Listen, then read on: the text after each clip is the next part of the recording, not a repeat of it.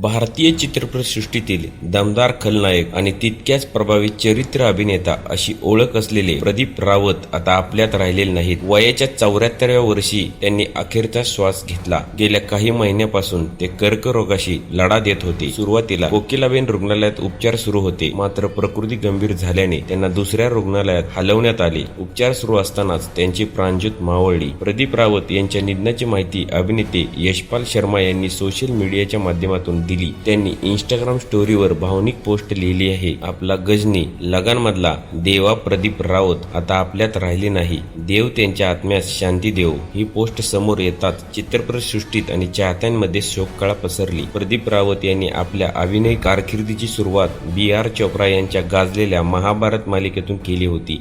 या मालिकेत त्यांनी अश्वत्थामा ही भूमिका साकारली आणि त्यांच्या दमदार अभिनयाची चर्चा सर्वत्र झाली. यानंतर त्यांनी मागे वळून पाहिले नाही. हिंदी सोबतच तेलुगू, तमिळ, कन्नड आणि मल्याळम चित्रपटांमध्येही त्यांनी आपल्या अभिनयाची वेगळी छाप उमटवली. बॉलिवूडमध्ये प्रदीप रावत यांना खरी लोकप्रियता मिळाली लगान या सुपरहिट चित्रपटातून. या चित्रपटात त्यांनी साकारलेली देवासिंह सोडी ही भूमिका आजही प्रेक्षकांच्या लक्षात आहे. त्यानंतर गजनी चित्रपटात त्यांनी साकारलेली निर्दयी खलनायक प्रेक्षकांना आकर्षक हादरवून गेला. आमिर खान सोबतच्या त्यांच्या अभिनयाची आजही चर्चा केली जाते.